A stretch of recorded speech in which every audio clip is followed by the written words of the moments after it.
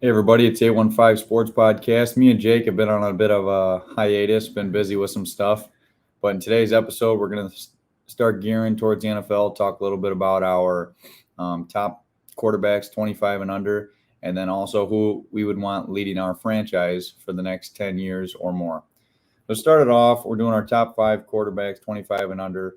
Surprisingly, me and Jake have the same five. I think most people would agree. Maybe not in the order, but in the with the same five quarterbacks.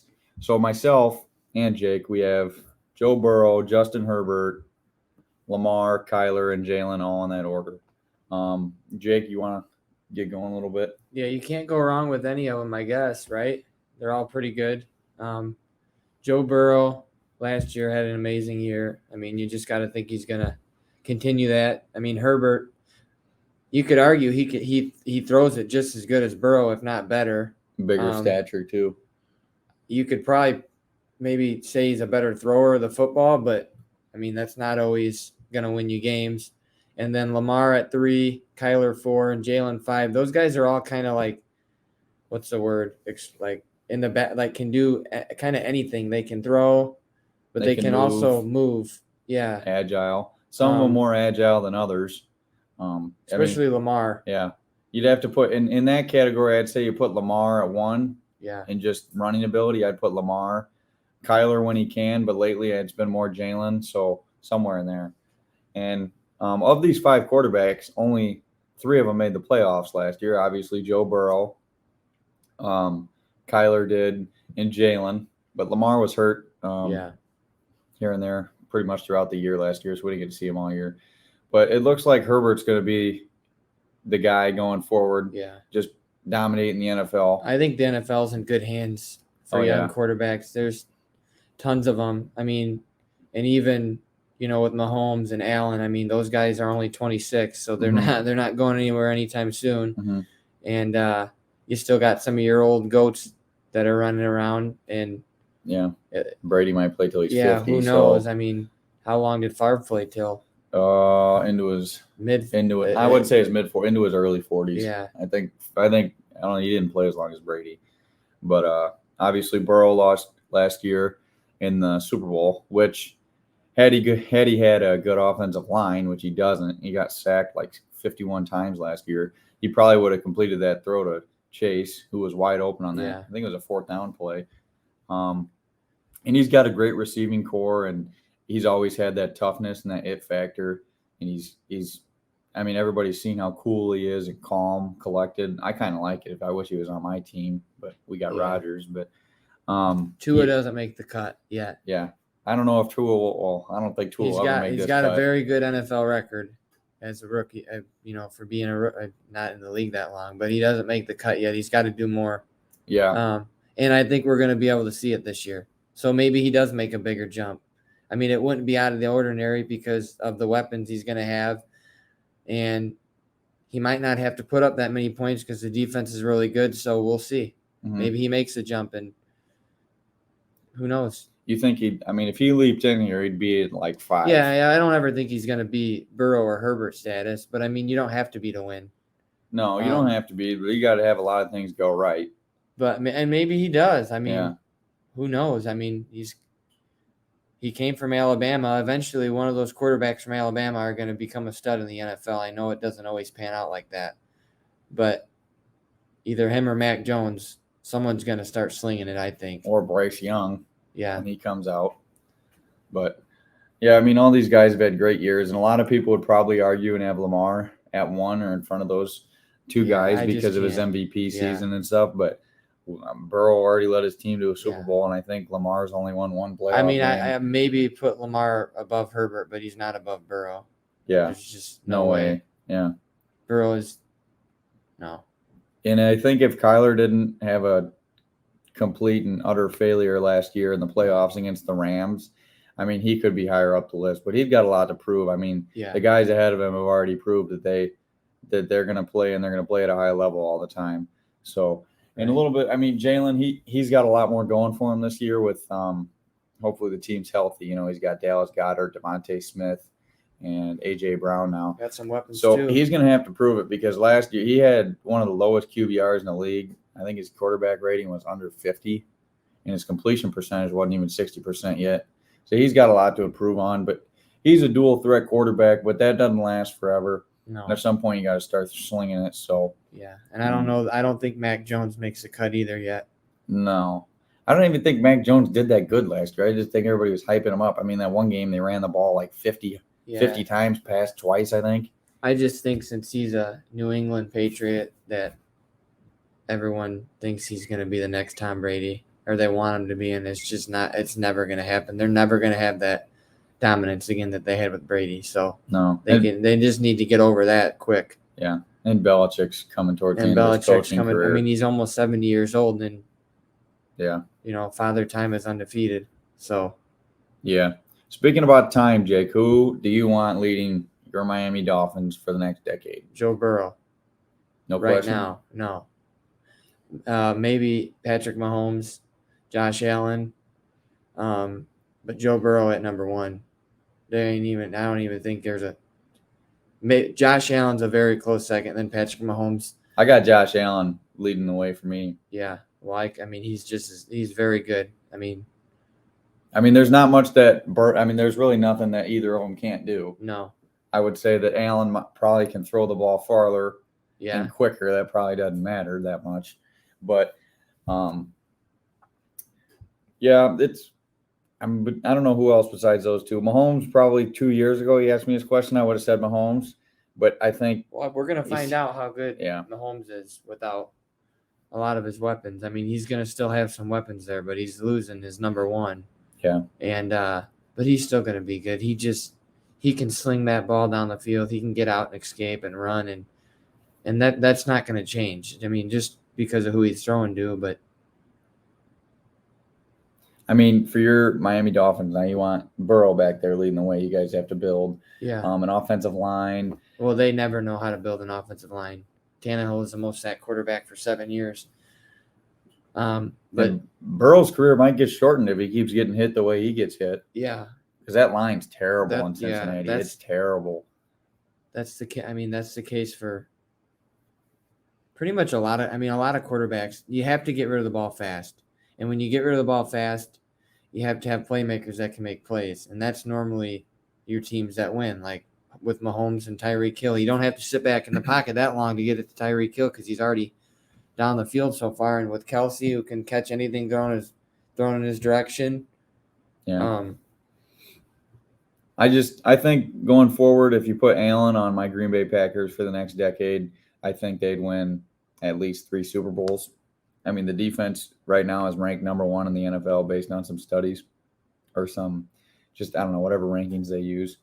And Allen can obviously see over the O-line. He can sling it. Packers don't have very many wide receivers right now, but I feel like Allen will be able to figure it out either way. And so could Burrow probably, but Burrow's also playing with the guy he played with in college. So he's got a lot of chemistry with Chase. So yeah, it's gonna be an exciting NFL year. I haven't been this excited to start a season in a long time. There's always hype around Miami because it's Miami, but this year there's actually talent on both sides of the ball. There's multiple talent on both sides of the ball. It's not just 1 or 2 players. The O-line got better. The D-line, we got 2 great cornerbacks. It's going to be hard to throw the ball down the field on them. Now we have weapons that can go down the field. We have short weapons. We have 17 different running backs. I don't even know who's going to start. And they have a favorable schedule. So we'll see. They'll let me down again. And in some other news in the past couple of weeks, we've seen a lot of stuff with the college conferences, getting moved around. What do you think of that, and where do you think some teams will land? Obviously, USC going to the Big Ten. I don't know. Is Notre Dame going to come to the Big Ten? I mean, I feel like that's what everyone is waiting for. Big Ten's waiting on them. I don't know that they're going to come. I don't really care if they come or not. You a Notre Dame guy? No.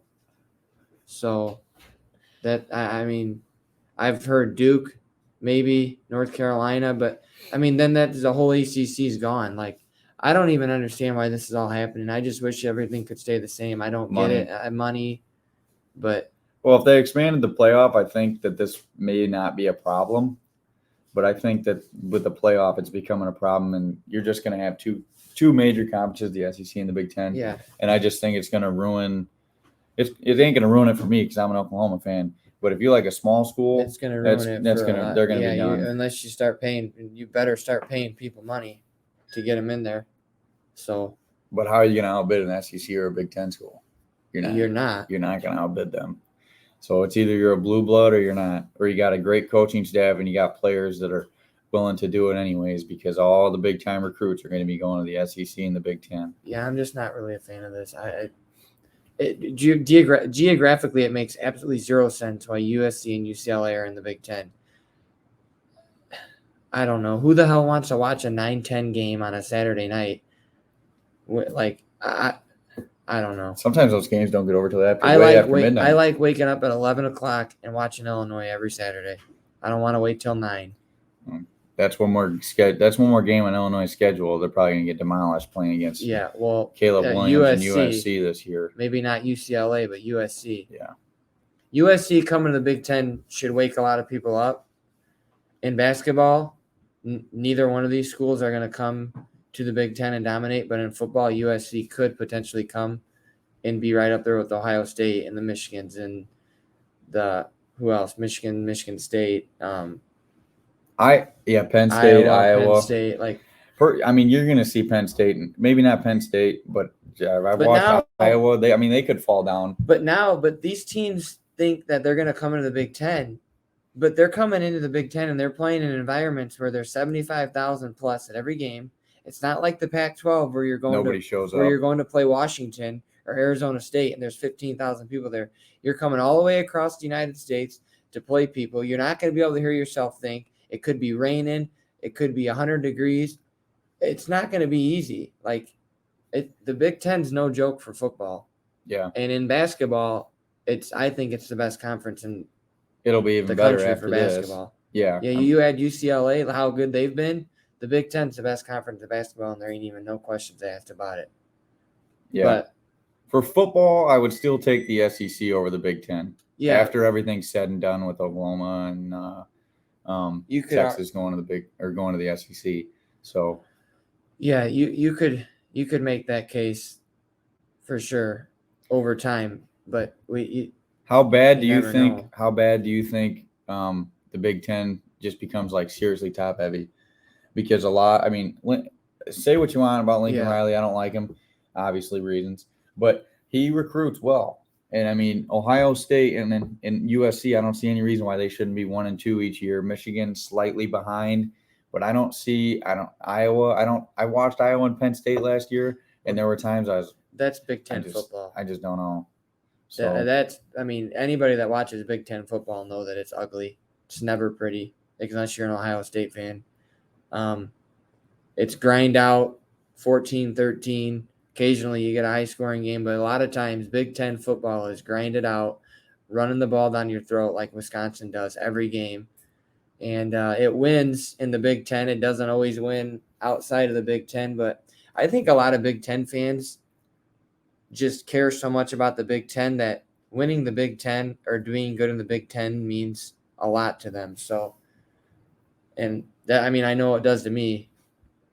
Well, with that being said, who you got winning the Big Ten this year for football?